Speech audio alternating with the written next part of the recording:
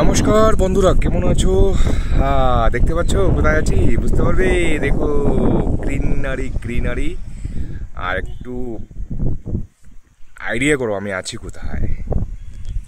উপরের দিকে দেখতে পাচ্ছ ওয়েদারটা, কি জমজমা ওয়েদার, ঠান্ডা ঠান্ডা, গরম গরম, তার মধ্যে মিষ্টি ওয়েদার। আমি আছি মেঘালয়ে। এখন মেঘালয় ট্যুরে আছি।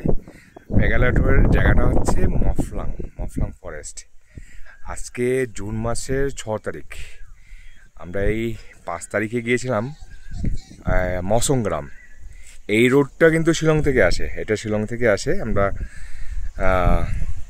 শিলং থেকে গতকাল আমরা গিয়েছিলাম মৌসংগ্রামটা হচ্ছে এই রোডে মৌসংগ্রাম।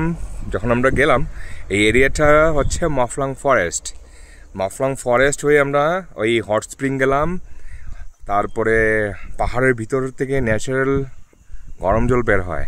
তারপরে ওই মন্দির দেখতে গেলাম মৌসংগ্রাম। ওয়েদার খুব ভালো ছিল। আর এই আমরা মফলাং ফরেস্টে কালকে আমরা স্টে নিয়েছি। এখানে একটা ভালো হোমস্টে পেয়েছি, রেটও কম, সার্ভিস ভালো। আর আমরা এই জিএনপির পাশেই আছি।